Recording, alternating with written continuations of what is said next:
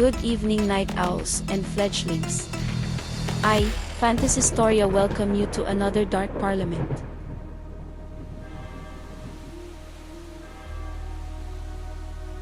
Robert Black, born April 21, 1947 in Grangemouth, Scotland, is a Scottish serial killer and child molester. He kidnapped, raped and murdered 3 girls during the 1980s, kidnapped a 4th girl who survived, attempted to kidnap a 5th, and is the suspect in a number of unsolved child murders dating back to the 1970s throughout Europe. On December 16, 2009, Black was charged with the murder of Jennifer Cardy, a 9-year-old girl whose body was found at McKees Dam near Hillsborough, County Down in August 1981. Robert Black was born in Grangemouth, about 20 miles from Edinburgh, on the Firth of Forth. His natural mother, Jessie Hunter Black, refused to put a father's name on his birth certificate and had him fostered. She subsequently married Francis Hall, had 4 more children and died in 1982, but Black never had any further contact with her or his half-siblings. He was raised by Jack and Margaret Tulip in Kinlochleven, near Glencoe in the West Highlands. Locals and neighbors report that Black was often frequently and heavily bruised during his childhood, and acquaintances from primary school say he was a bit of a loner but with a tendency to bully. He preferred to spend time with younger children and was known for committing random, sudden acts of violence. Aside from a propensity for violence, Black developed a sexual awareness at an early age. He claims to have compared genitalia with a girl around the age of 5. He also claims to have begun inserting objects into his anus at the age of 8 and, when arrested later in life, to have had a lifelong feeling that he should have been female. While living with the Tulips, Robert Black developed sexual self-awareness at a young age. He later said that from the age of 8 he would often push objects up his anus. This was a practice that he would continue into adulthood. As a young child, he also had an interest in the genitals of other children. At the age of just 5, he and a girl both took off their clothes and compared each other's genitals. Black first attempted rape at the age of 12 along with 2 other boys. They attacked a girl in a field, but found themselves unable to complete the act of penetration. The authorities were notified and Black was moved to the Red House in Musselburgh. While there, a male staff member sexually abused him.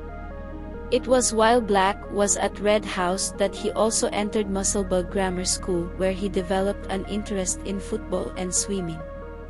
At 15, Black left Red House and found a job working as a delivery boy in Greenock near Glasgow. He later admitted that, while on his rounds, he molested 30 to 40 girls with various degrees of success.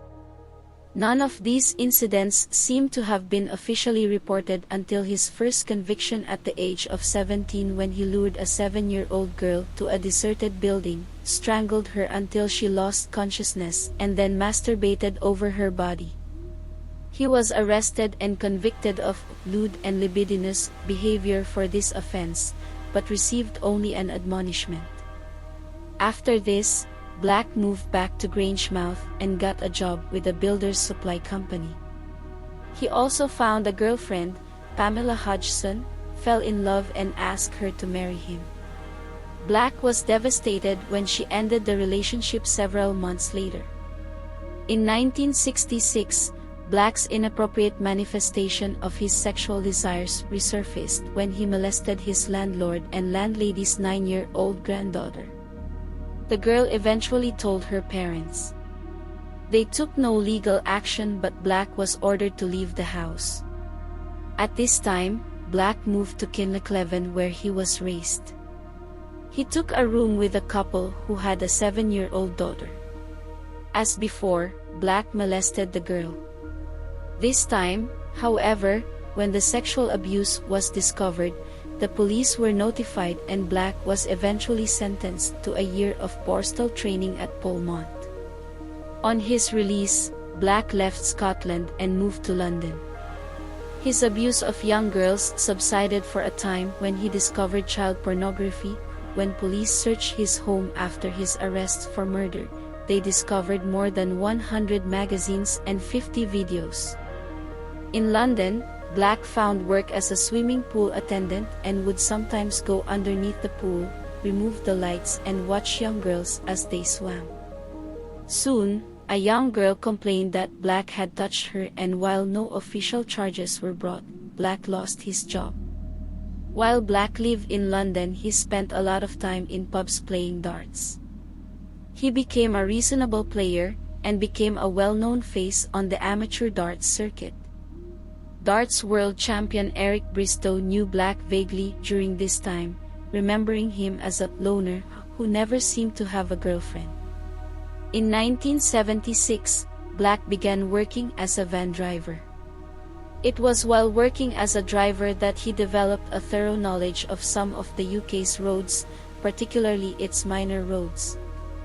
On July 30, 1982, 11-year-old Susan Maxwell from the village of Cornhill on Tweed, on the English side of the English/Scottish border, left her home to play a game of tennis across the border in Coldstream.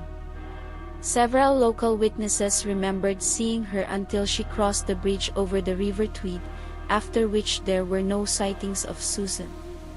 Nobody saw it happen, but at some point between the river and Coldstream, Susan was abducted by Black.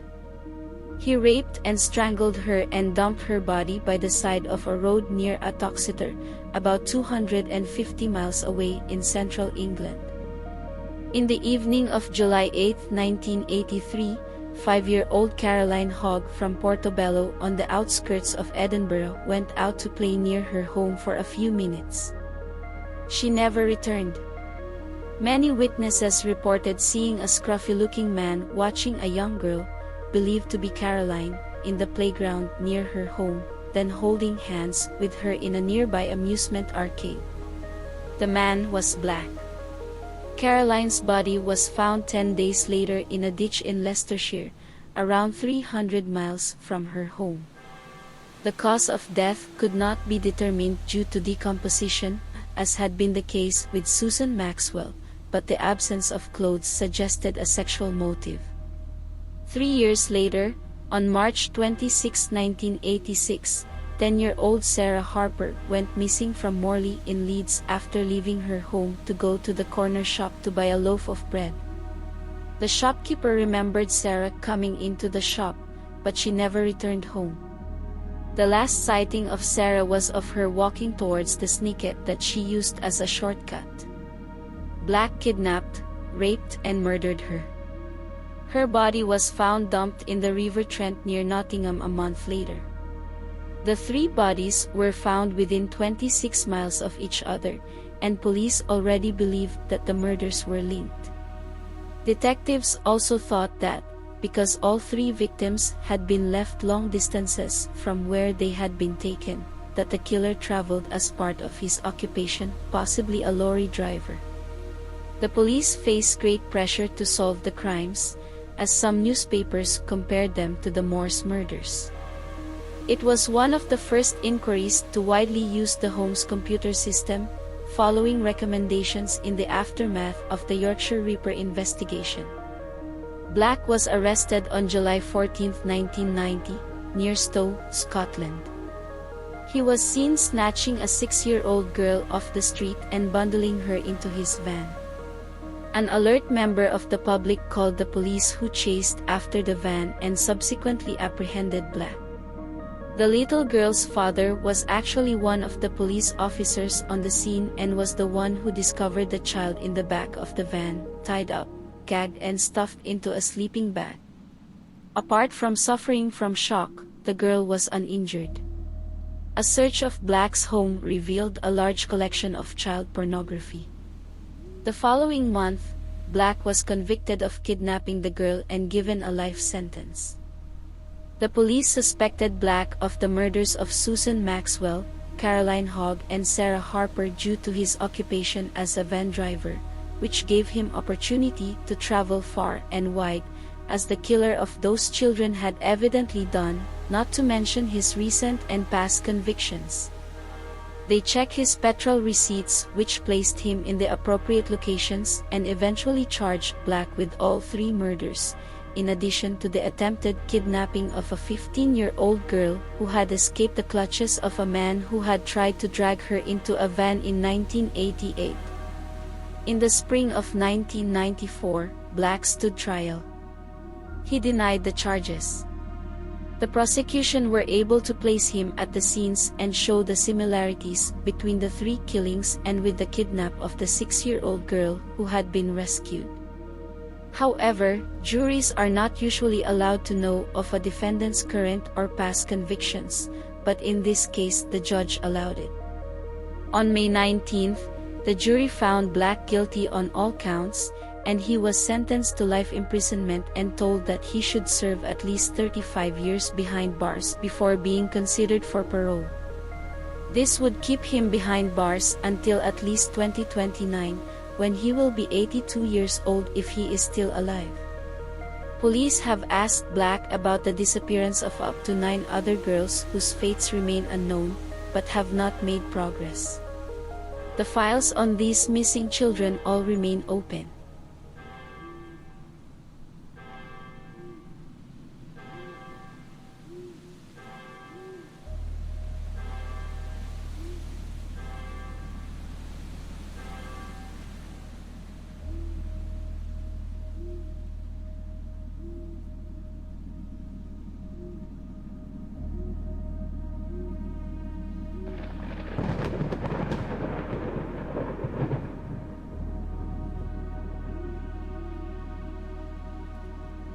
Thanks for listening. This was Phantashistoria.